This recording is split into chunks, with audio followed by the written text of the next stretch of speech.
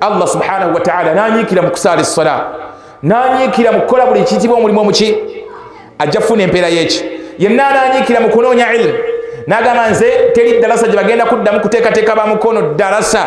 okuggyako nga ntuddemu ayi nanyikira mu kunoonya ki ilmu teri kyagenda kufuna okuggyako empeera y'ekyo ajja kwongera okumanya ku ddiini ye ajja kusobola okuba nga ategeera bingi okumanya ku ki awil amal oyo yenna anyiikira mu mulimu n'aba n'ebirooto n'aba n'ebiruubirirwa mu mirimu gy'akola n'agamba nze mu mulimu gwe nkola kino na kino na kino kya kino be biruubirirwa byange naala au naara thamaratuhu agenda kutuuka ku birungi agenda kutuuka ku bibala by'okunyiikira kwe tuli fenna ab'ebitiibwa agenda kutuuka ku kunyiikira kwe biidhinillah Allah abakoze eki ayagadde tuli fenna abantu ba Allah ab'ebitiibwa kati so netulabanga wetunaaba tukitadde mu kugondera Allah yekka nti omuddu anyiikire mu kunyiikira Allah mu kugondera Allah yekka kiyinza okubanga kyekubidde netugamba nti katukite nti okunyiikira yenna anaakola ennyo anaakola ki ennyo ajja kufuna okusinziira ku maanyi ge yakola ki Allah subhanahu wa ta'ala yagamba mu Qur'ani ekitiibwa nagamba nti wa an laysa lil insani illa ma sa'a tuli fenna nga kikyategeeza Allah yagamba wa an laysa lil insani illa ma sa'a ayi wa an la yahsulu lil insani teri muddu kyatuukako teri mwanadamu kyonna kyakola ki kyatuukako illa ma sa'a illa ma kasaba binafsihi au bisa'yihi okuggyako ekyo yennyini kyeyeetereddemu amaanyi ge tuli fenna teri muddu kyatuukako okuggyako ng'akikoleredde wa an laysa lil insani illa ma sa'a teri muddu kyonna kyatuukako mu mbeera zonna mu kugondera Allah mu kunoonya ilmu mu mirimu gye gino egya bulijjo okuggyako ng'asoose kuteekamu maanyi ge ng'akikoze eki akikoleredde wa an laysa lil insani illa ma sa'a wa anna sa'yahu sawfa yura era olw'amaanyi ge g'ateekamu ajja kulaba ku byengera eby'amaanyi ge yakola ki tuli fenna eyanyiikira ennyo mu kugondera Allah kikuzaayo ku kiri ojja kufuna ejjana tuli fenna eyanyiikira ennyo okukola emirimu emirungi kuno ku dunya gwe tunuulira emirimu gyonna Allah subhanahu wa ta'ala gye yatugamba mu Qur'an gyonna emirimu emirungi Allah gye yateerako mu Qur'an yatuuka ekiseera ng'atugamba nti empeera yabyo okukola ki Allah waliwo aya ezimu ezajja ng'agassa emirimu gyonna emirungi n'agamba yenna abagikoze empeera yo yeeyo tuli fenna inna alladhina amanu mazima ddala abakkiriza wa amilu salihat n'abakozi b'emirimu emiki emirungi lahum ajruhum inda rabbihim balina empeera yaabwe nnene mu maaso gano olw'obukkiriza bwabwe n'emirimu gyabwe emirungi gye bakola basaala essala basiiba bawaayo mu kkubo lya Allah lahum ajruhum inda olw'amaanyi gaabwe ago ge bateekamu okugondera amateeka ga Allah okukola emirimu emirungi balina empeera yaabwe mu maaso g'owekitiibwa Allah subhanahu wa ta'ala wala khawfun alayhim tebagenda kubeera mu kutya mu kaseera k'okufa kwabwe tebagenda kubeera mu kutya wala hum yahzanun tebagenda kubeera mu kunakuwala mpeera oluvannyuma lwabiri bye bakoze tuli fenna ab'ebitiibwa ne ayati mpitirivu Allah we yayogera ku bagumiikiriza yagamba nti innama yuwaffa as-sabiruna ajruhum olw'obudde bwabwe n'amaanyi gaabwe ge baateekamu okugumiikiriza bagenda kuweebwa empeera yaabwe bighayri hisaabin tuli fenna awatali kukola ki kyekiri kyetugambye mu aya Allah kyagambye nti Allah subhanahu wa ta'ala agambye mu Qur'an nti wa an laysa lil insani illa ma sa'a teri muntu kyafuna oba buli kintu kyonna kyonna omuddu kyafuna amala kukikolerera teri muntu kyafuna okugjako nga amaze kikola ki kikolerera kyovulaba abagumiikiriza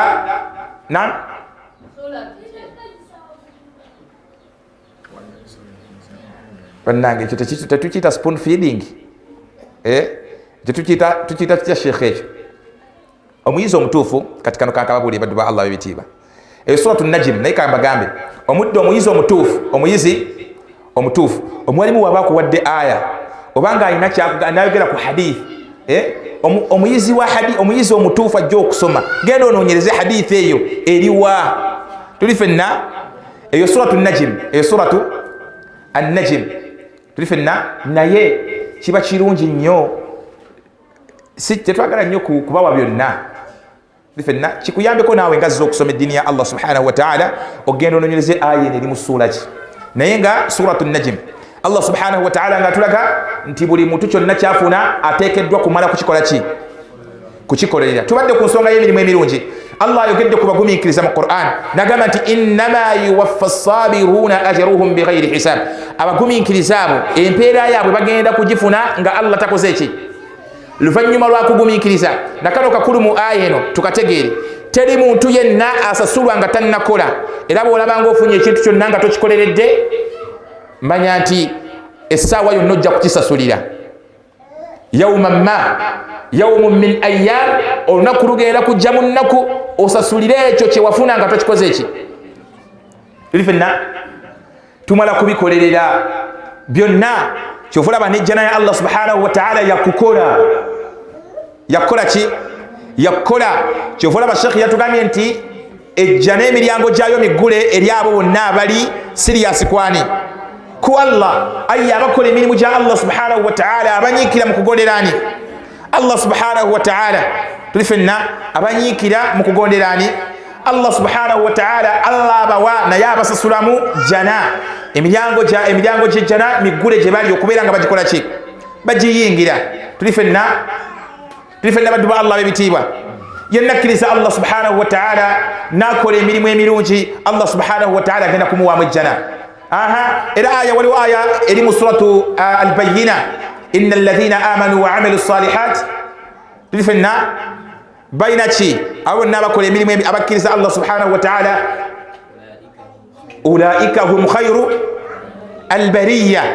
abakkiriza Allah n'abakola emirimu emirungi ulaika hum khayru albariya be basinga okubeera abalungi tuli fenna ku mwaliro gw'ensendo byebitone bikyasinza okubeera nga biki ate abakafuwalira Allah n'abashiriku abamugattako Allah subhanahu wa ta'ala hum sharru albariya tuli fenna baddu ba Allah b'ebitiibwa kati yenna ayagala okutuuka ku lyengedde mu ddiini ya Allah eno okufuna ejjana ya Allah tukugamba yitiriza nnyo okukola mirimu miki yitiriza nnyo okukola mirimu mirungi tuli fenna awo ojja kufuna ejjana ya Allah ye qaida gye tutambulirako egamba nti man jadda wajada ayi man ijtahada yenna ananyiikira ajja kufuna okusinzira ku kunyiikira kwe tuli fenna yenna ananyiikira ajja kutuuka ku byengera ebyekyo kye yanyiikirira mu kugondera Allah subhanahu wa ta'ala Allah subhanahu wa ta'ala yatuuka n'okugamba mu Qur'an olw'ensonga eyo y'okusasula empeera eri abo bonna ababakoze eki balina kye bakoze Allah yagamba omubaka we Muhammad sallallahu alayhi wa sallam mu suratu Hud n'amugamba nti wasbir gumiikiriza ggwe Muhammad sallallahu alayhi wa sallam fa inna Allah la yudhi'u ajra almuhsinin kubanga Allah tamma mpeera yaabo balongoosa tuli fenna Allah takweka mpeera y'abakola ki y'abalongoosa gwe tunuulira aya esooka aya ya 15 mu suratu Hud aya yakulembera ejjayo ekifaananyi ekituufu Allah yali agamba omubaka we Muhammad sallallahu alayhi wa sallam n'amugamba nti wa aqimi ssala yimirizaawo ki sala tarfayi nnahar wa zulafan min allayl yimirizaawo essala emisana naki n'ekiro inna alhasanati yudhibna assayiat n'amugamba kubanga okukola emirimu emirungi kijjawo ebibi byokola ki okuyitiriza ennyo okukola emirimu emirungi yudhibna assayiat Allah akugirawo emirimu emiki akugirawo bino ebibi byozenga okola ki buli woyitiriza ennyo okukola emirimu emirungi emirimu egyo emirungi gijjawo ebiki tuli fenna era nga wekyajja mu hadithi omubaka sallallahu alaihi wasallam agezako okukakasa ekyo yagamba wa atbi'i sayyi'ata alhasana buli wokolanga ekibi yongerezaako ekiki ekirungi tamhuha kijjawo kiri ekibi kyokoze eki kati Allah kyagamba inna alhasanat yudhhibna assayi'at tuli fenna dhalika dhikran lidhakirin n'alyoka aleeta aya ene wansi n'amugamba nti wasbir nate gumiikiriza nate kola ki gumiikiriza mu ki gumiikiriza mu kugondera amateeka ga Allah ogumiikirize mu ki mu ebyo ebinyiizo by'ofuna okuva mu bashiriku mbakafiri abakunyiiza gwe gumiikiriza biikira mu kusinza Allah yimirizaawo swalazo tofa ku ebyo bye bakugamba tuli fenna fa inna Allaha la yudhi'u ajra almuhsinin Allah takweka Allah tamma mpeera y'abalongoosezza yenna abalongoosezza Allah akuwa empeera yo okusinziira ku kulongoosa kwo tuli fenna Allah akuwa empeera yo okusinziira kukola ki Allah nagamba ayindala okutulaga kwekyo okutulaga nti Allah subhanahu wa ta'ala okusinzira ku maanyigo okusinzira ku ibada zo zokoze Allah akusasula kusinzira kwekyo nagamba nti man amila salihan yenna akola emirimu emirungi Allah bwatu bagamba yenna akola emirimu emirungi asaala nasiiba nawaayo mu kkubo lya Allah subhanahu wa ta'ala nakola byonna ebyetaagisa mu ddiini nakola buli ekiyitibwa omulimu omuki min dhakarin aw untha mu basajja oba mbakyala Allah yagamba nti falanuhyiyannahu hayatan tayyiba ekisookera ddala okusinzira ku maanyi g'otaddemu okukola emirimu emirungi n'okusinza Allah subhanahu wa ta'ala Allah ajja kukuwa obulamu obulungi falanuhyiyannahu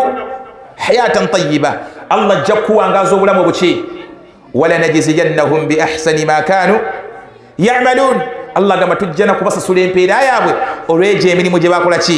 bakolanga emirungi tuli fenna kati kusinziira ku byokoze Allah kwasinzira okukola ki wonyiikire nnyo okukola emirimu emirungi era yawma alqiyama era ku lw'ensonga eyo ey'okuba nti tunyiikira okukola emirimu emirungi Allah y'ensonga lwaki yateekawo ejjana n'emiki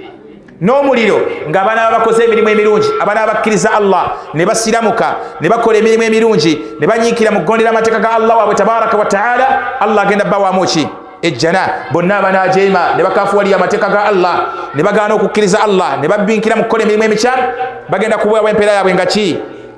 man jadda wajada wa man zaraa hasada tuli fenna baddu ba Allah asiga kyosize kyogenda okukola ki kyogenda okukungula tuli fenna era Allah subhanahu wa ta'ala natugamba mu Qur'an ti walladhina jahadu fina lanahdiyannahum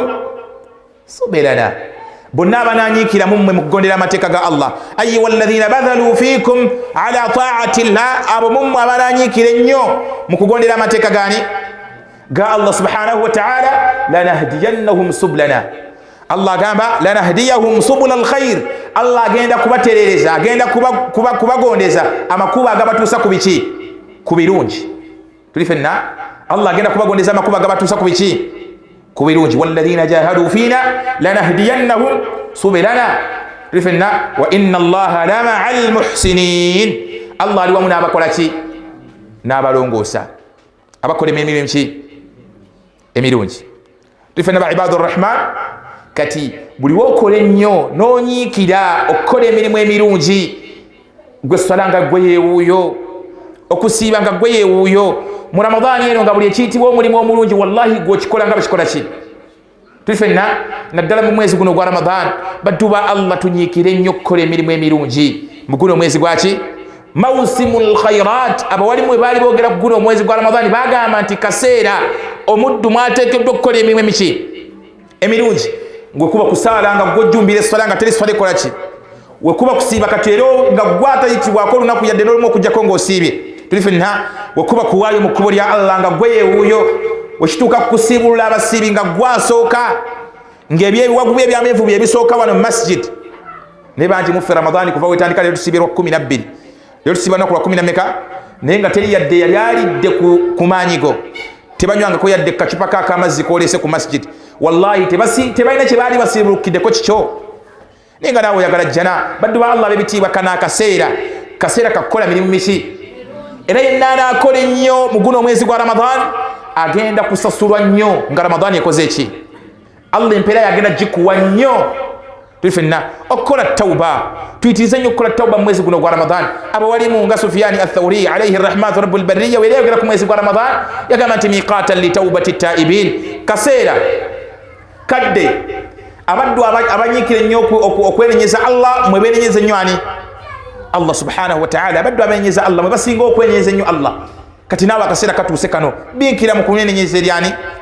Allah subhanahu wa ta'ala era ogenda kusasulwa kyekimu nga kyewakola ki nga kyewakola tuli fenna abaddu ba Allah empeera yagenda gikuwa nga bwe wateekamu amaanyi go mu kubeera nti onyiikira ennyo mu kusinza Allah subhanahu wa ta'ala tuli fenna abaddu ba Allah b'ebitiibwa era wakadhalika awo ibada nga tumaze twogedde kubeera nga tunyiikira mu kugondera amateeka gani walilmu era n'okunyiikira mu kusoma eddiini ya Allah era omuddu anyiikira ennyo okusoma eddiini ya Allah era ajja kufunamu birungi byokka Allah agenda kukusasula kusinziira ku ekyo ky'onyiikiridde tuli fenna bw'ofaayo nnyo nakuwadde ekyokulabirako n'ogamba nti buli dalasa etegekebwa mu mukono nnina okugibeeramu akaseera kagenda tuuka nga gwe naawe Allah akusasudde nga byonna byokola obikola nakumanya. Tuli ffenna olwaki wagezaako okujjumbira okutuula mu nteekateeka ze baateekawo ez'okubanga tusoma eddiini yaffe ey'obusiraamu. Tuli ffenna kati bwedduwa tunyiikire mukola emirimu gino egya bulijjo, emirimu gyaffe egya buki egya bulijjo. Tunyiikire nnyo okubeera nga tukola. Tuli ffenna tunyiikire nnyo okubeera nga tukola ki tukola, ate nga tukola ebyo ebirina emigaso gye tuli. Mbaka waffe Muhammad sallallahu alaihi wasallam tajja mu hadithi nga tugamba nti ihris ala ma yanfa'uk, ihris ala ma yanfa'uk, ay badhil ay ijtahid wajad, nyiikira, kola nnyo, teeka nnyo amaanyi go,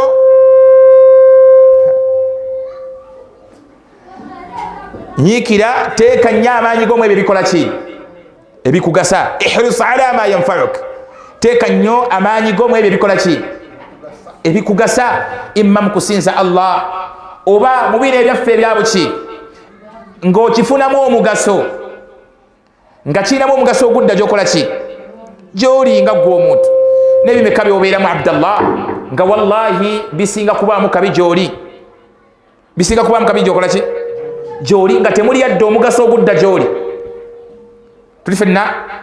mu kusinza Allah nga gw'osinza osinga kugatta ku Allah, obeera mu lubaale, obeera mu kusamira, obeera mu kukola ki bino ebya bulijjo, nga gw'obeera mu zzaala, ng'obeera mu ki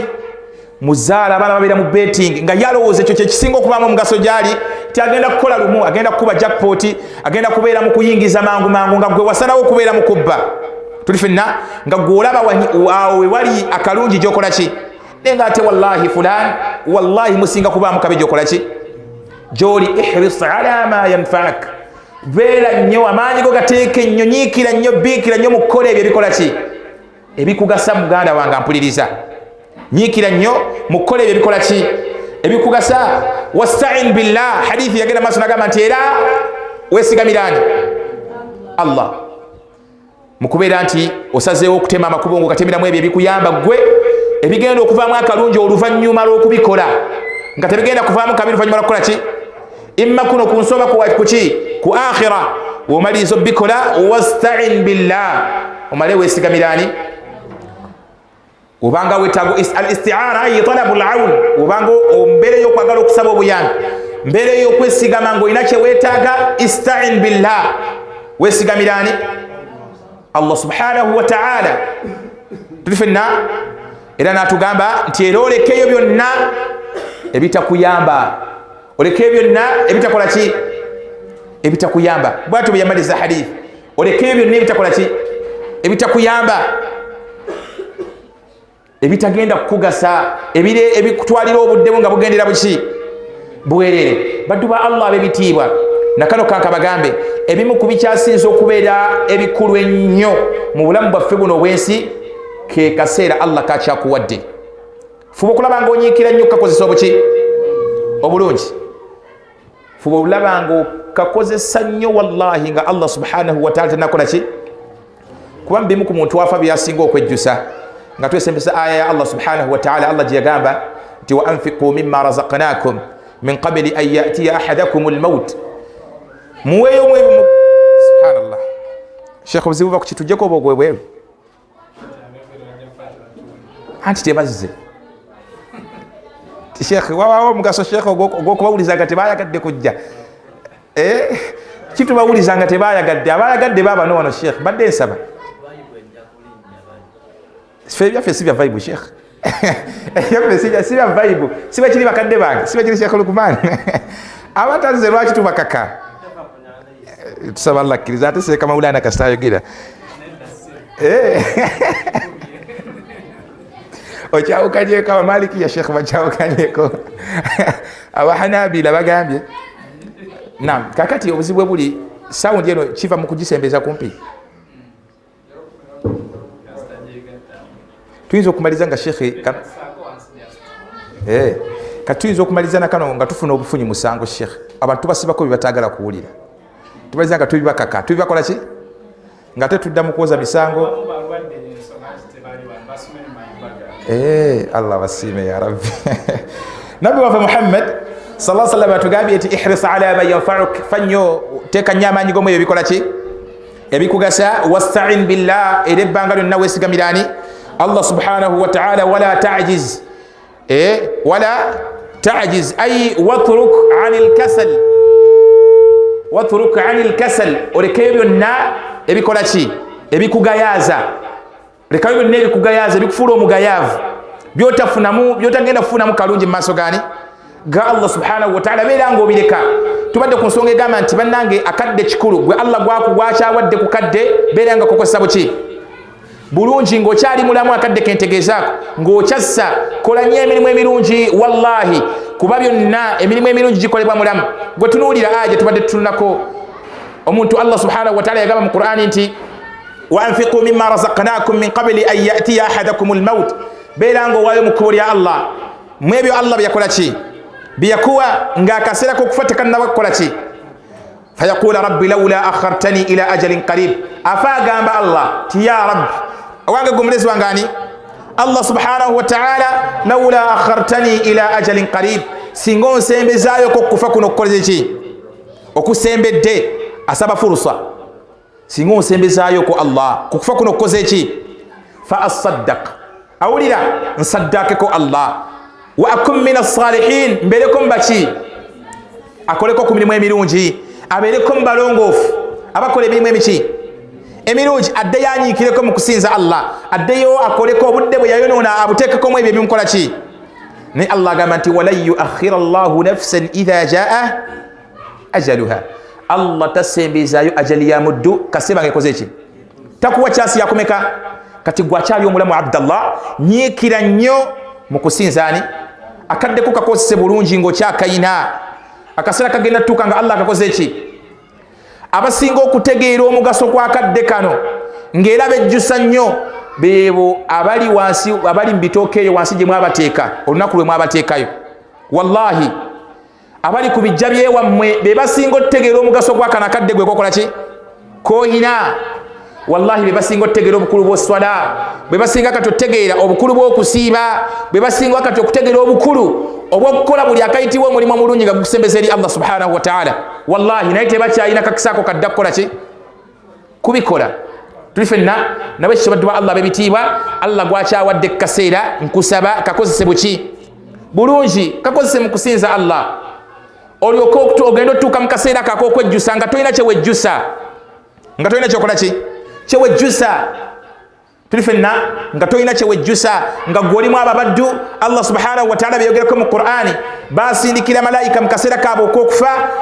ebagambe nti bannange alla takhaafu, temukola ki temutya, wala tahzanu, era temukola ki, wa abshuru bil janna, nebawa namawulire ag'essanyu nti Allah bawadde ki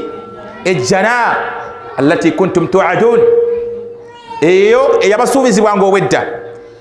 Malayika ejja eri ababaddu abadde banyiikira okusinza Allah, abaddu abadde batya Allah waabwe yekka, abaddu abadde bamaze akaseera kaabwe konna mu bulamu bw'ensi buno nga bakakozesa mu kukola emirimu emiki, olwo bakungula ebawa amawulire ag'essanyu nti bye mwasiga kati falhamdulillah, olwa akadde kammwe ke mwawaayo mu kunyiikira mu kukola bye mwakola, Allah kati abakoze ki, alla takhaafu, mbasaba temukola ki, nkusaba totya, wala tahzanu, era tonakuwala, totya gy'olaga, wala tahzanu, era temunakuwalya bye muleseewa, ne kuwa amawulire ag'essanyu negamba nti Allah akuwadde ejjana eyo gye yabasuubiza mwenna abaakola emirimu egifaanaganako bwe gityo. Tuli ffenna baddu ba Allah b'ebitiibwa, nabwe kityo tunyiikire nnyo obudde bwaffe bwe yatuwadde Allah subhanahu wa ta'ala, nga kaayida yaffe bwe tugambye nti man jadda wajada, ay man badhala, oyo yenna anyiikire nnyo, man badhala aljuhud, oyo yenna ateekamu nnyo amaanyi ala taati llah aw ala taa, mu kugondera Allah subhanahu wa ta'ala, wajada ajja kufuna empeera eyo ey'ebyo bye yakola ki bye yakola bye yatakabanira bye yawangayo obudde bwe okubeera ng'akola ki akola. Era yenna anaasiga, yenna anaalima kyalimye agenda kukungula bulungi nnyo okusinziira ku ensigo gye yakola ki ye yasima baddu ba Allah b'ebitiibwa. Tuli ffenna era wakadhalik n'emirimu gyaffe gino egya bulijjo mu kukola, wallahi tetulera ngalo, tukole ki tukole. Umar ibn Khattabi radiyallahu ta'ala anhu, khalifa wokubiri, yayogera qawlu eno, yayogera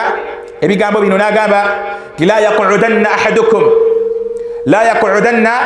ahadukum min talabi rizq omukumwe tazinganga emikono mu kunoonya riziki omukumwe tayeetulangako mu kunoonya ki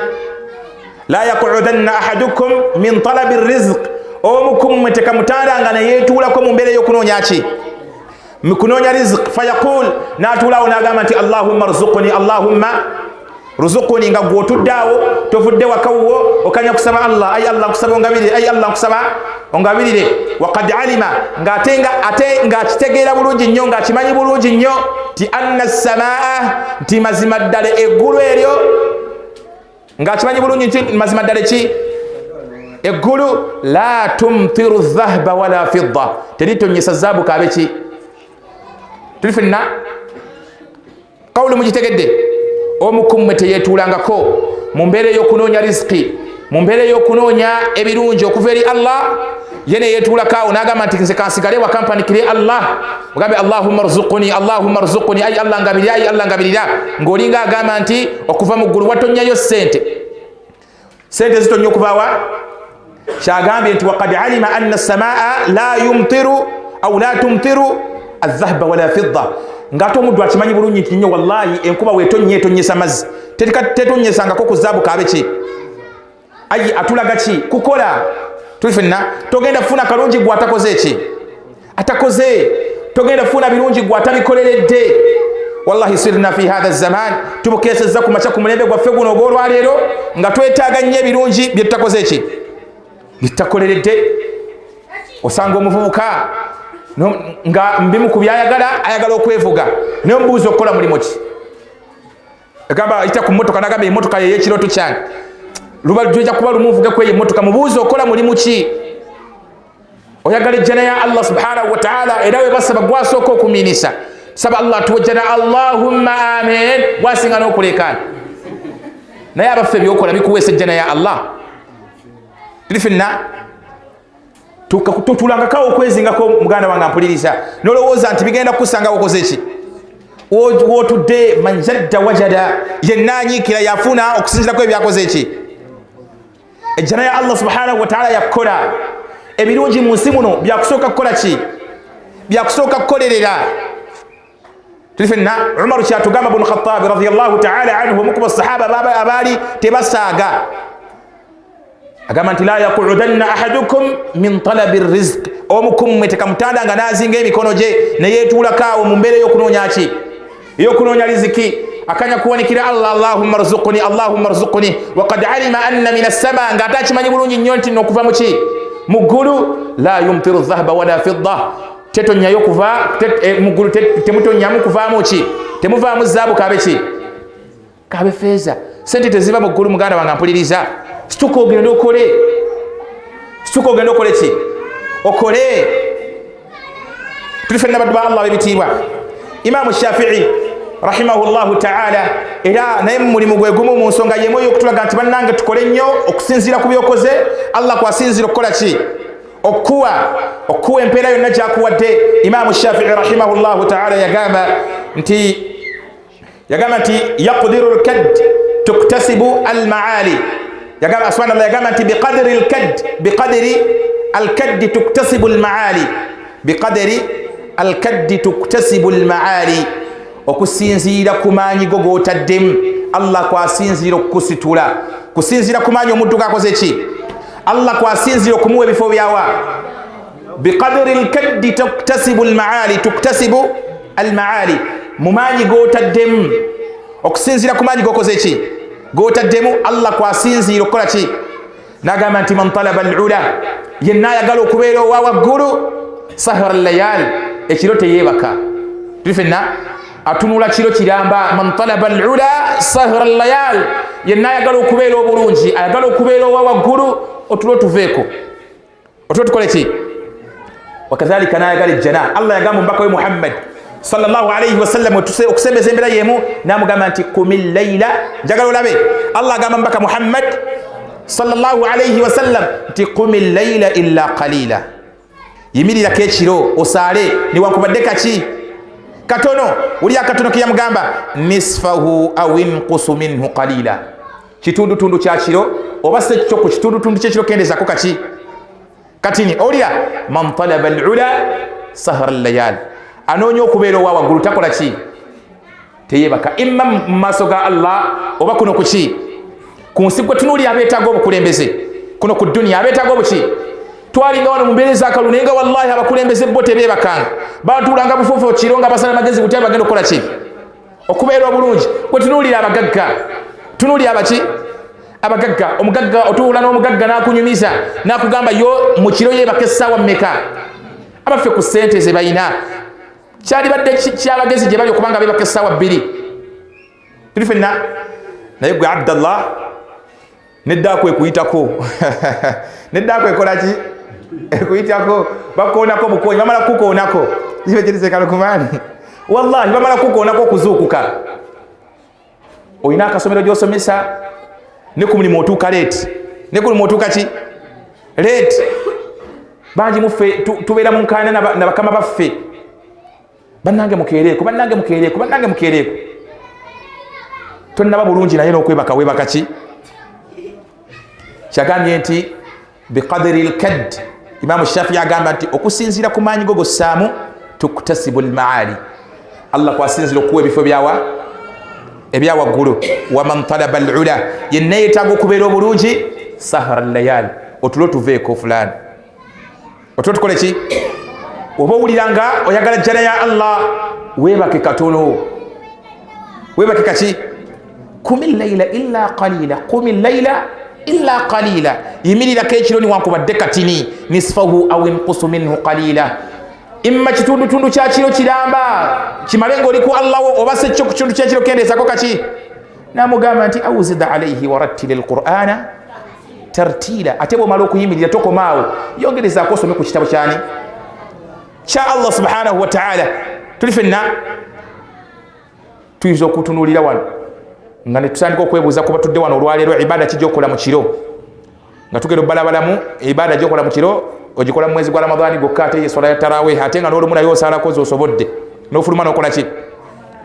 n'otazimala nako tuli fenna nga ibada yokka gyokola mu kiro naye nga ate muzimu ku swala ezisinga otukubiriza omubaka muhammad sallallahu alaihi wasallam nga ate yagiteekana ku daraja ya waggulu nnyo oluvannyuma lw'essala zino ezetteeka swala ya kiro yagamba mu hadithi ya abu huraira eri mu bukhari ne mu muslim yagamba sallallahu alaihi wasallam nti afdalu salatu ba'da alfarida essala ekyasinza okubeera nga nnungi oluvannyuma lw'essala emmeka salatu llaili swala yaki ya kiro ng'osalako ddi ekiro muganda wange ampuliriza naye naawe oyagala jjana muganda wange oyagala ki jana yenna ayagala obulungi ayagala okubeera owa waggulu imamu shafii rahimahullah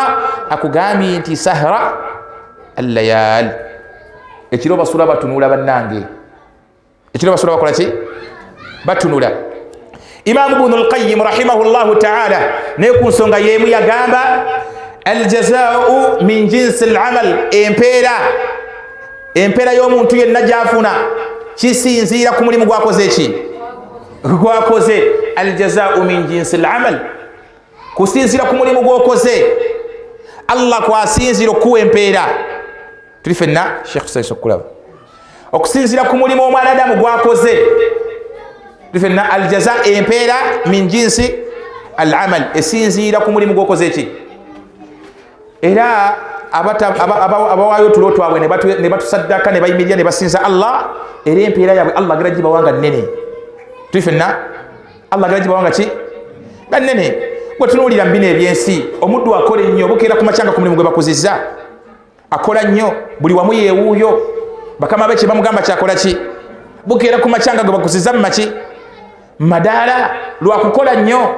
empeera ejja luvannyuma lwakukola ki lwakukola nnyo n'agamba nti faman zaraa hasada yenna asiga kusinziira ku kyasize kyagenda okukola ki okukungula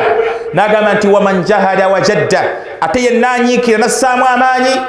wajada ajja kufuna empeera y'ekyo kyeyakola ki kyeyanyiikirira tuli fenna baddu ba allah bebitiibwa tuli fenna nabwe kityo ebbanga lyonna ffe abaana adamu tukimanye nti tulina kukola nnyo tulina kukola ki nnyo mu kukola ennyo allah subhanahu wa taala mwasinziira okubeera nga akuwa empeera byebyo byokoze ki tuve mu bino ebyokwagala okufuna nga ate tetukoze eki tetukoze ngombo y'Abaganda oba bimu ku byayogerwanga simanyi kyali kigwawo naye nabiwulira nnyo nga tukyali bato nga bagamba nti abantu baagala ogenda mu ggulu naye tebaagala kukola ki kufa okitegedde ebimu kubirina okutuusa mu ggulu kukola ki naye ate eggulu olyagala toyagala kukola ki kufa tweyambisa ibaara eyo simanyi egwa muki simanyi egwawa simanyi bajogera naye nagiwuliranga tuli fenna abaagala ogenda mu ggulu naye nga tebaagala kukola ki kufa ogenda kutuuka mu otya baddu ba Allah tuli fenna oyagala okubeera obulungi toyagala kukola abavubuka tubadde ki oyagala obeere bulungi mu nsi muno naye ngaokukola tokola ki okukola toyagala bwe bagamba ebikwatagana n'emirimu gwe toyagala kuwulira kikwatagana na kukola naye nga gwasinga okwegomba emmotoka ez'ebbeeyi gwasinga okwegomba emmotoka ezaki ez'ebbeeyi nga tutunulira mu mmotoka ez'ebirooto byo temuli rawuumu temuli vitiizi mmotoka ez'ebirooto byo temuli rawuumu temuli vitiizi temuli bupaso tuli fenna naye nga ate toyagala kukola toyagala kukola ki kola kati qaida eyo twagirese okubeera nga tugiringiza esaidi zonna mu ddiini ya Allah eri Allah subhanahu wa ta'ala neno mu mbeera zaffe ezabo ki eza bulijjo nti yenna anyiikira mu Allah anyiikira okukola emirimu emirungi eri Allah subhanahu wa ta'ala era agenda kufuna kusinziira kwekyo kyakola ki mu kugondera Allah subhanahu wa ta'ala mulimu okukola byetulagira n'okuleka byakola ki gwe kakasa nti ayagala ejjana ya Allah Allah akugulira emiryango gye egyejjana kakasa nti buli ekiyitibwa Allah nti yakikulagira okikola taatullah okugondera ani gondera Allah subhanahu wa ta'ala kola byonna Allah byakulagira sala as-sala sala ki as-sala funa kadde osome ku Qur'an funa kadde okole ku mirimu emirungi funa kadde otulekaawo ng'oli ku adhkar ng'oli mu kusoma ku aki mbimu ku ebyo Allah subhanahu wa ta'ala byayisizako kubeera nga atuwa ejjanaye beera mugumiikiriza oyagala jjana ya Allah oyagala okuyingira ejjana naye ng'obugumiikiriza bwakola ki bwakubula muganda wange mpuliriza kusinziira ku ebyo tukola Allah kwajja osinziira otuwa ejjana tugumiikirize ku ebyo ebinyigiriza tugumiikirize mu mitendera gyonna mu kugondera Allah mu kujeemera amateeka ga Allah tubeere nga tugadduka tugumiikirize tugadduke tugumiikirize ku ebyo byonna Allah subhanahu wa ta'ala byeyakola ki byeyatugerera nga binyigiriza obulamu bwaffe bingi nnyo biri mu kadari zaffe nga birimu ebyo Allah byeyatuwandiikako naye nga binyigiriza ng'oba oliawo tebituyisa buki tugumiikirize ku byo oba oliawo oluvannyuma Allah subhanahu wa ta'ala agenda tuwa ki ulaika yujzawna alghurfata bima sabaru wa yulaqawna fiha tahiyatan assalama Allah bwatugambye agenda kubasongako yawma alqiyama agambe nti abo nno be mulaba baweebwa empeera yaabwe ey'ejjana bima sabaru olw'ebyo bye bagumiikirizanga nga bakyali kulamu bwaki obwensi wa yulaqawna fiha tahiyatan wassalama bagenda kuyingira ejjana ya Allah subhanahu wa ta'ala nga bali mu biramuso nga malayika zibaaniriza wassalaman nga bagiyingira na miki emirembe eteeberezaamu akaseera ko muddu wa Allah nga wallahi wagumiikiriza ku dunya kati kaseera kali era kyova olaba mugamu ku mannya ga yawma alqiyama bagamba nti yawmul jaza lunaku lwa kukola ki lunaku lwa kusasula era eri abagenda osasula obulungi eri abagenda osasula obuki obubi eyakola ennyo yakola obulungi agenda sasula bulungi eyakola obubi eyanyiikira ennyo mu kujeemera Allah agenda sasula buki man jadda wajada tulifenna waman zaraa hasada tulifenna bebitiibwa ayakola obulungi mu maaso g'owekitiibwa Allah agenda sasula buki bulungi mbakubiriza baddu ba Allah bebitiibwa ngagezaako okuwumbawumba ebigambo byange bibadde bitono naye nga bitegeerekeka okusinziira ku mulamwa okuba nti gwe omwana adamu ebbanga lyonna kakasa nti okola birungi byokka wonaakola ebirungi maaso ga Allah ogenda kukungula biki era n'emirimu gyaffe gino naawe kakasa nti okola ebyo byokka ebisobola okukutuusa ku kirungi kyokola ki kyeweetaaga yenna gwe bakozesa ng'owulira nti nno oyagala okufuna akalungi mu ekyo kyokola kola nnyo kola ki kola nnyo bimu ku bigambo ebitugambibwa abakozi ffe abaki abakozi yenna ayagala okutuuka ku lyengedde mu mulimu gw'okola mutini oba munene guyingiza nnyo oba guyingiza kitono kakasa nti oyagala omulimu gwokola. Tosobola kufuna mu mulimu naye oguba guyingiza kiralu nga togwagala. Abakozi munjulira, tuli fenna si bwe kiri? Ng'oyagala okufuna mu mulimu gwokola kakasa nti ogwagala. Oba osiika pande kakasa nti oyagala omulimu gwokola ogwokusiika ki? Okakasa nti gwe mulimu gwange. Ogenda gufuniramu emirembe, ogenda kutebenkera nnyo, Allah ajja kukugulira. Naye woonaabanga n'ekisookerako ddala ekyokwagala omulimu gwo nga togagwala. Bangi muffe lwaki tebatukuza ku mirimu? Lwaki emirimu gyaffe tubeera mu mbeera zezimu paka? Kubanga twesanze nga bangi tukola bye tukola nga tetubikola ki? Tojja kunyiikira ku mulimu, tojja kussaamu maanyi go ku mulimu okuggyako ng'omaze kukola ki? Kugwagala. Wakadhalika ne mu ibaada tojja kussa maanyi mu kusaala ssala okuggyako ng'osoose kwagala kukola ki? Tojja kukkiriza njala kuluma okuggyako ng'osoose kwagala kusiiba. Tuli fenna ne sayidi eno kyekimu. Tojja kukkiriza, tojja kugumiikiriza, tojja kunyiikira mu kubeera nga kukuba kadaala kukubaawo, kugula fulampeni, kubeera nga buli kanako ojja oteekewo paani. Tuli fenna okuggyako ng'osoose kwagala kikolwa ekyo kyogenda kukola. Kyakusiika ki? Paani. Chapati, asiika chapati, yagala omulimu gwokola ki?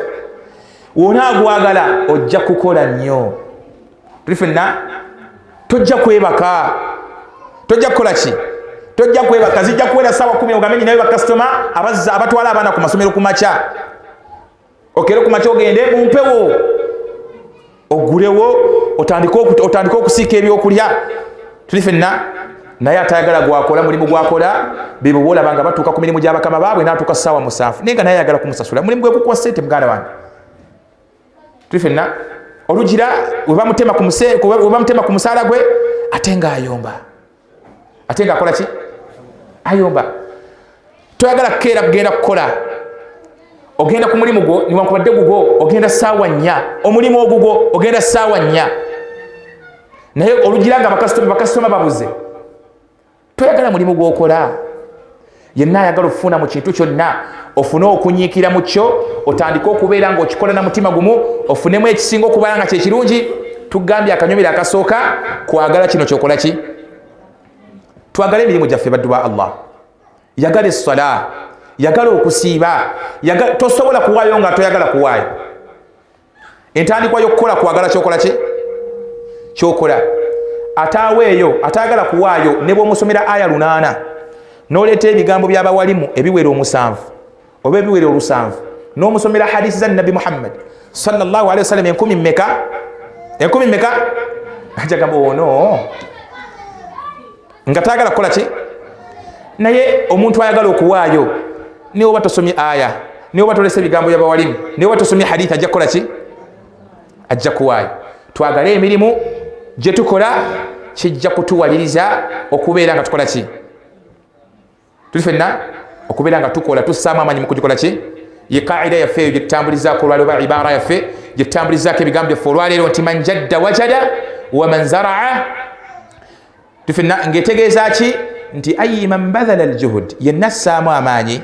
mu kyonna kyakola fi taa, mu kugondera Allah subhanahu wa ta'ala, au fi lilm, oba mu kunoonya ilimu, oba mu kunoonya ki? Mu kunoonya ilimu, au fi lamal, oba mu kukola omulimu gwonna gwakola ki? Gwakola naara thamaratu hadha alamal au ilm au attaa, atuuka ku kyengera ky'okukola ogwo omulimu gwakoze ki? Oba kusoma ddiini ya Allah, oba abadde anyiikidde mu kugondera Allah, oba anyiikidde mu kukola mulimu gwakola ki? Ajja kutuuka ku lyengedde. Tuli fenna ng'okoze ki? Ng'okoze ki? Onyiikidde. Tuli fenna nabakitwadde wa Allah b'ebitiibwa mbasaba tufungize naddala mu kana akaseera ke tulimu ak'omwezi gwaki? Agwa Ramadan, naddala mu kugondera Allah subhanahu wa ta'ala. Hadithi weri omubaka Muhammad sallallahu alayhi wa sallam yagamba nti idha kana awwalu laylatin min Ramadan, bwe kijja ekiro ekisookera ddala mu mwezi gwaki? Bwe kijja ekiro ekisookera ddala mu mwezi gwaki? Gwa Ramadan. Yagamba ekisookera ddala sufirat shayatin, maraddatul jinni, shaitani zikola ki? Zisibibwa. Tuli fenna watughallaqu fihi abwabu niran, ne giggalwa gyonna emiryango gyaki? Gy'omuliro gyonna giggalwa. yagamba nti falam yuftahu minha babun teri mulyango gonna gusigala nga muki nga mugule milyango gyonna egya jahannam nagamba nti watufattahu fihi abwabu ljinan allah mwezi guno gwa ramadani ku kiro ekisookera ddala aggulawo emiryango gyejjana gyonna falam yughlaqu minha babun teri mulyango gwonna gusigala nga muki nga muggale mu miryango gyejjana gyonna allah akiggula bw'amala okukola ebyo ng'amaze okusiba shayatin ng'amaze okubeera nga aggulawo emiryango gyejjana naggala emiryango gya jahannam wanaada almunaadi omukoowoze najja nakoola ayi almalaika malaika ejja nekola ki almalak malaika ejja nekola ki ejja nekoola negamba nti ya baghiya alkhair owulira owange gwe omukozi w'emirimu emiki w'emirimu emirungi aqbil kati fungiza abdallah weteeketeeke kadde kakoze ki katuuse ak'okunyiikira okukola emirimu emiki emirungi nagamba wa ya baghiya shar malaika egamba wange gwe omukozi w'emirimu emibi abadde abbinkira mu kukola emirimu emikyamu nga ramadani tennajja aqsir tukusaba sibako kola ki sibako lekeraawo kola ki lekeraawo fa inna lillahi utaqa'u min annar fa inna lillahi utaqa'u min annar hadithi natugamba nti kubanga allah subhanahu wa ta'ala mu mwezi guno gwa ramadan ebaayo baata bajja ensingo zaabwe mu jahannam naziwandika mbomuki mu hadithi ya abu huraira yasahaha shaykhu lislam ayitibwa al albani rahimahullah yayongerako ekigambo ekigamba nti wadhalika fi kulli laila ng'ate ekyo kibeerawo buli kiro ekijja muki mu ramadan olw'emirimu emirungi gy'oyitiriza muganda wange mu mwezi guno gwa ramadan mwezi guno gwaki allah subhanahu wa ta'ala kwasinziira okubanga ajja ensingo yo mwabo be yawandika mu jahannam bangi muffe tetumanyi budde waffe tuyinza okubanga tuli wano twekeja naye nga amannya gaffe gali mba mu jahannam kati allah atuleetedde akaseera kano mausimu lkhairat okubanga tunyiikira ennyo mu kugonderani allah tukole nnyo emirimu emirungi oba oliawo allah kwanasinzira mu mirimu gye tukola okubanga ajja amannya gaffe ge yawandika mu jahannam agawandike mbomuki mbomujjana kale kesabadwa allah kati tunyiikire nnyo baddu ba allah era wetunaaba tunyiikidde okukola emirimu emirungi allah era genda tusasula bulungi allah abuuza mu suratu rahman allah abuuza nti hal jazau lihsan illa lihsan abaffe eriyo empeera y'okukola obulungi okujjako nga naye empeera nnungi sheikh eriyo empeera y'okukola obulungi nga mbi teri wallahi buli mpeera y'obulungi ebaki eba nnungi yenna anyiikira okukola emirimu gya allah era agenda kusasula bulungi yenna anyiikira okukola emirimu emirungi agenda kukola ki kyolaba gyonna emirimu allah subhanahu wa ta'ala emirungi gye yatulagira okukola mu quran bwe yajjanga agikondako yalaganga nti yenna abagikoze empeera yejjana yenna nga abagikoze empeera nga yonna nnungi empeera yonna gye yateeka ku mirimu emirungi yalaganga empeera ki nnungi tuli fenna empeera nga ki empeera nga nnungi tuli fenna baddu ba allah bebitiibwa katunyiikire mbasuubiza wetunaaba tukoze emirimu emirungi mu guno mwezi gwa ramadan gye gunaggwerako allah subhanahu wa ta'ala agenda tusasula mu biki naye wetunanyiikira ennyo okukola emirimu emikyamu mu guno mwezi gwa ramadan era tugenda kuba tusasula bubi nga ramadan ekoze eki kubanga hadithi ya nabi muhammad saa sallam yagamba nti innama al a'malu bilkhawatimi emirimu gibalibwa ku nkomerero emirimu gibalibwa kuki ku nkomerero empeera ya ramadani allah agenda gigaba luvannyuma lwaki lwa ramadan kati yenna yanyiikira ennyo okukola emirimu emirungi eyawaayo obudde bwe mu kukola emirimu emirungi mu ramadan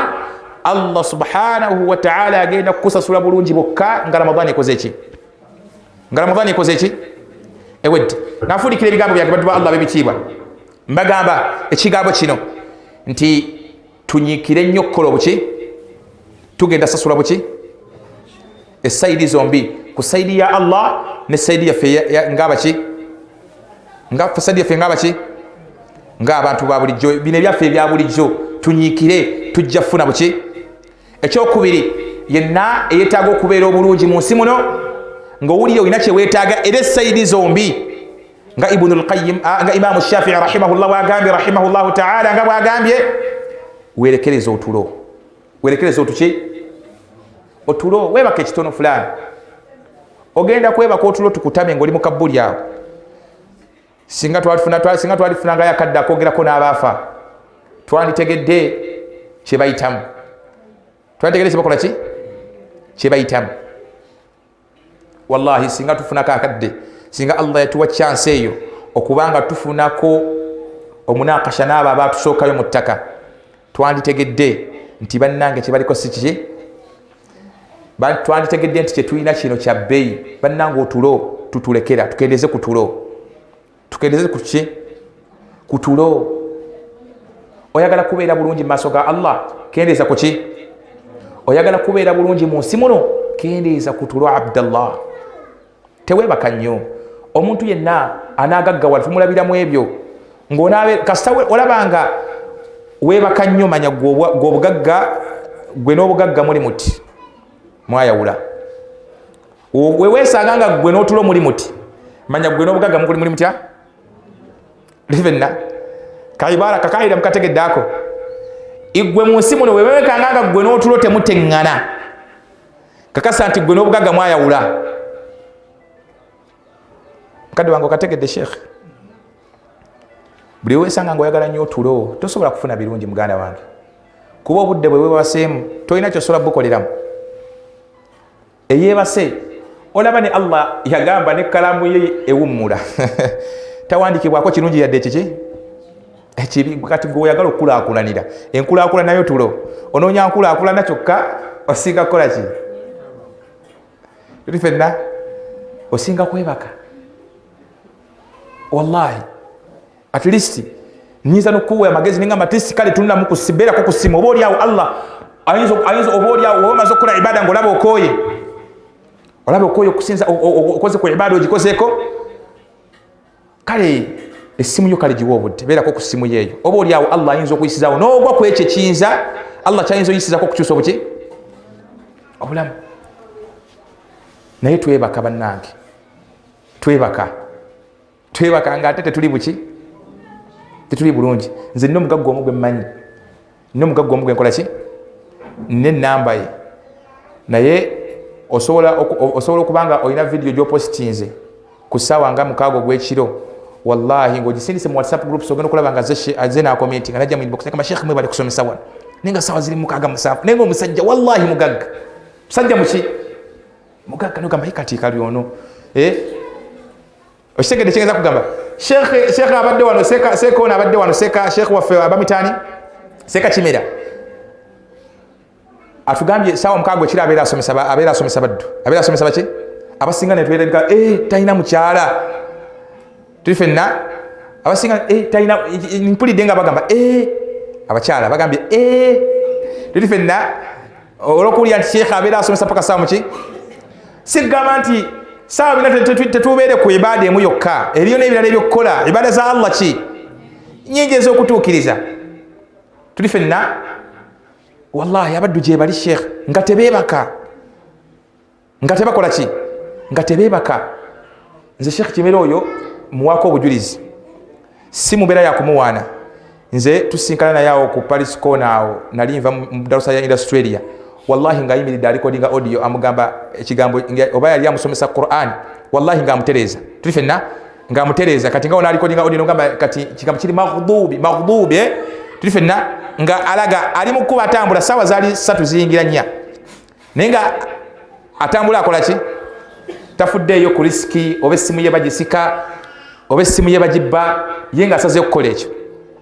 kati gwe kakikookolayo Allah kaanaasinziira kugamba nti kale nze amaanyi gange ngatadde mu kino tuli fenna amaanyi gange ngatadde mu kino nga kigenda kukusembeza eri Allah subhanahu wa ta'ala nga Allah kwanaasinziira okubanga naye akusasula mu buki bulungi oba gwe obudde bwo obumala mu kwonoona buki bwonoonyi ofunyeko akaseera abavubuka mubeera ku ssimu mulaba byabuwemu akaddeko n'okamalanga okamalamu ebyo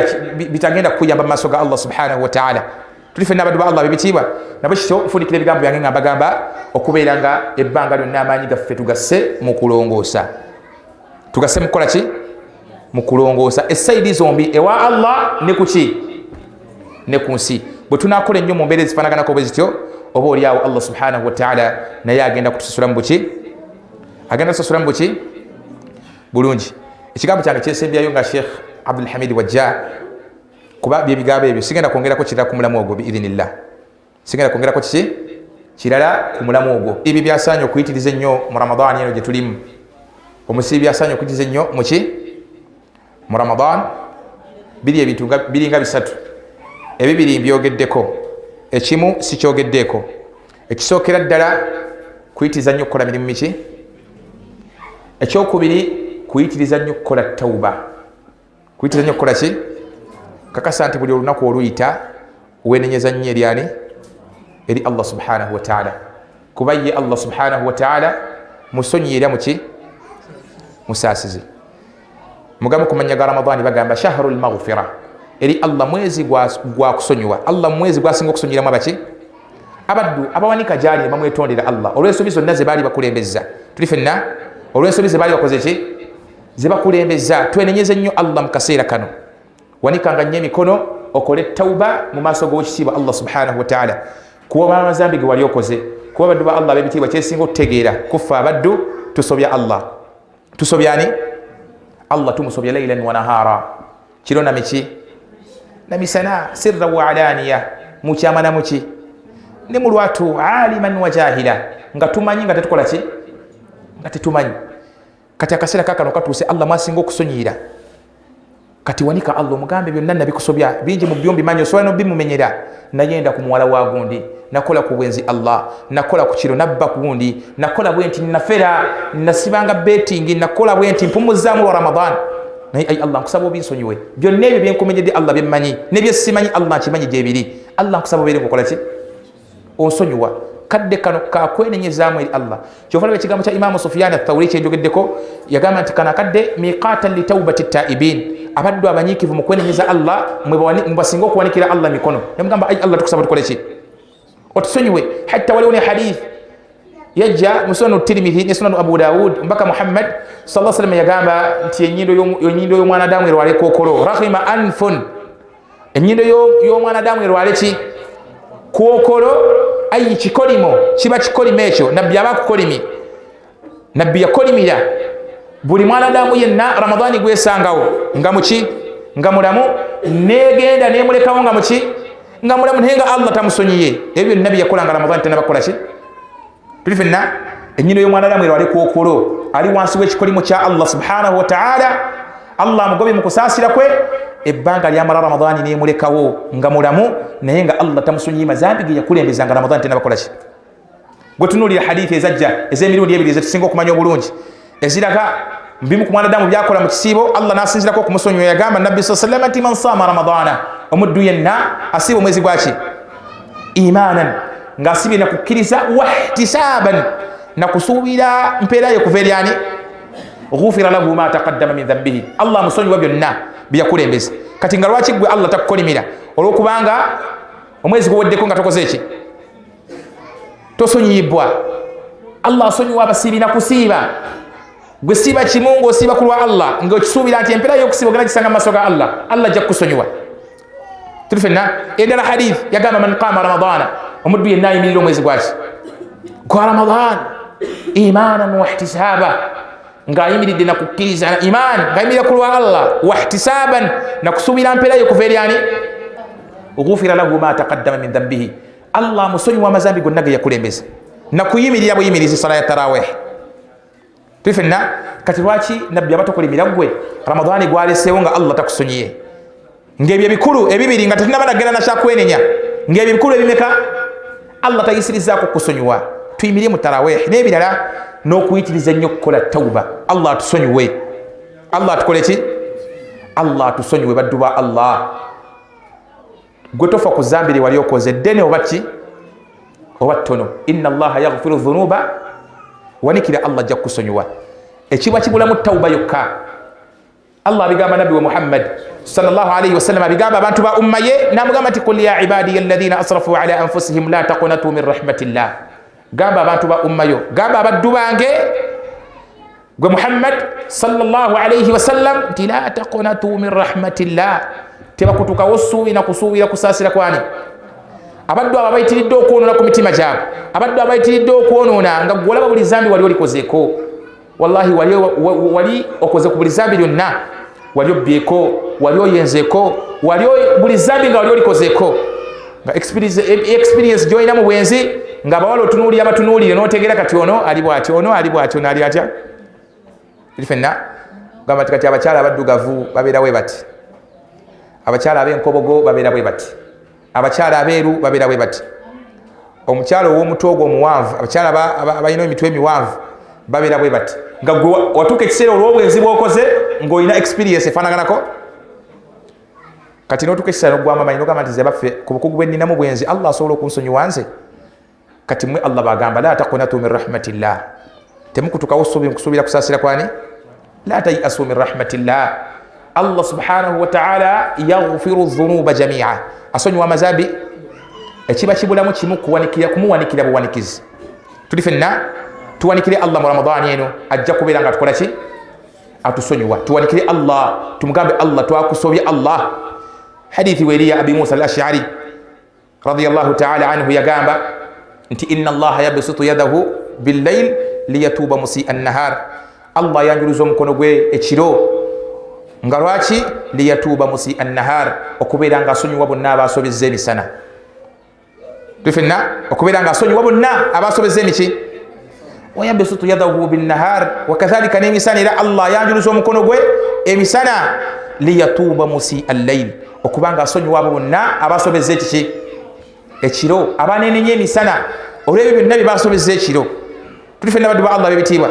kati Allah waffe tumuwanikire mu mwezi guno ogwa Ramadan Allah ajja kukola ki Allah ajja kutusonyiwa gwe tutunuulira zambi ly'olina oba lye wali okoze oba wali osise ku muntu gwe wanikire Allah mwetondere Allah naye ng'oyimiridde ku bulombolombo buno busatu yenna agenda okwenenya kakasa nti oyimiridde ku bulombolombo buno meka busatu akalombo akasookera ddala yenna agenda okwenenyeza Allah naddala mu mwezi gwa Ramadan kakasa nti ova ku nsobi eyo okakasa nti ensobi yadde wagiyimirizaamu lwa Ramadan obwenzi wabuyimirizaamu lwa kujja kwa Ramadan naye kakasa nti ensobi eyo togenda giddamu newankubadde Ramadan akoze ki bangi obwenzi twabuwummulamu lwa Ramadan twabuwummulamu lwaki lwa Ramadan naye kakasa nti ezzambi eryo toligenda liddamu al-iqla' togenda liddira tuli fenna ekyokubiri kakasa nti waliwo ekiyitibwa an-nadam wejjusa olw'okuba nti ezzambi eryo wali olikola ekyokulabirako ery'obwenzi wejjusa okuba nti Ramadan we yali tennaba kujja wali okola ezzambi ly'obuki ery'obwenzi kikutambulyeko ebbanga lyonna nga wejjusa olw'okuba nti wali olikola ki olikola ekyokusatu ayazima ayi al-azm okubeera nga okomba kwerima alla yauda ilaiha abadan okubanga ezzambi eryo toliriddako luki lubeerera tuli fenna okubanga ezzambi eryo toliriddira luki lubeerera Allah subhanahu wa ta'ala ajja kukola ki bwe bulombolombo bumeka busatu twenyeze nnyo Allah subhanahu wa ta'ala mu Ramadan ekisemberayo ddala ekyokusatu mbimu ku musiibi oba buli yenna ali mu Ramadani muno kasitaaba nga musiraamu byateekeddwa okuyitiriza ennyo okukola okudduka amazambi okudduka amaki amazambi buli woolaba wali okusobya Allah dduka misinde Abdallah dduka miki misinde muddu wa Allah buli woolaba waliwo okujemera Allah dduka miki ibada zizitowa nnyo mu Ramadan wakadhalika n'amazambi gazitowa nnyo muki kyova olaba mu mbeera zaffe eza bulijjo bingi tubikola mu nsobi naye ng'abakikoze tumujuliza Ramadan musiraamu olimbye nga ate wasiibye si bwe kiri bingi mu nsobi bye tukola nga tubijuliza ki Ramadan kale n'oyenda mu kisiibo n'oyenda muki mu kisiibo eri akasajja akamu ku ssomero erimu kazannyira ku mwana muto bwati mwana wa P3 wallahi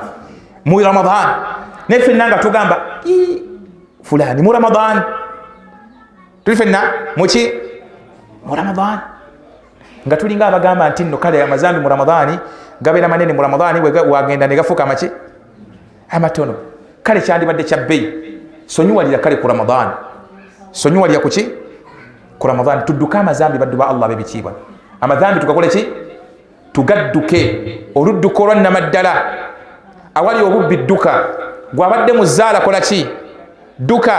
kyova olaba bannaffe abasinza Ramadan babeera mu bwenzi nga Ramadan tannabakola ki bwajja ne bakwata abaana b'abendi be baali bazannyirako ne babasindika mu byalo ewaabwe tuli fenna ne basindika mu biki mu byalo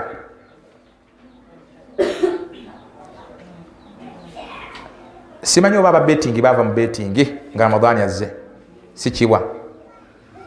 kuba waliwo betingi emu aseetaawo wempangalira ogiyitako otunula ogenda okukubayo bwoti eriiso ng'obukoofiira bujjudde muli buti wallahi nga bujjudde muli buti obukoki mu betting munda naye nga talawuya nga tuva mu talawuya ova mu talawuya kati bano basadde talawuya oba ogenda mu talawehe booti ogenda okutunda mu booti nga abasajja olabe obukofiira mwe bukola ki mulimu nagwewo ogwo mpitamu ndabe abadde abatafuna nsonyi era waliwo omusiraamu gwe neetegereza era omusiraamu lumunja musanga mugambe sheekhu wange lwaki tosaala lwaki tova ku betting mu Ramadhan era njagala nyo tusinkane face to face nekoba laika ne swala tajisaala kuba tusina we tusinga naye nga mulaba wallahi buli wepitawo bwene imma nga ngenda kusetawo kumeya okusala swala tutalawehe obanga nkola ki nga nvaayo naddala ku weekend naddala ku ki ku weekend so wadde ba Allah bebitiibwa tusenguka amazambi tugadduke tugakole ki lwaki kawasubi yako nayagadde nkasembi eyo kuba leero tusiba 12 ze twakasibako zentini enyingi zezikyakola ki zezikyabulayo osobole okwetereza osobola okukola ki okwetereza oyitirize okukola emirimu emirungi oyitirize nnyo okukola tawuba mu kaseera kana akasigaddeyo Allah akusonyiwe oyitirize nnyo n'okusenguka buli ekiyitibwa okujemerani Allah subhanahu wa ta'ala poziko ngeri alina kyabuuza eriyo alina kyabuuza ku ebyo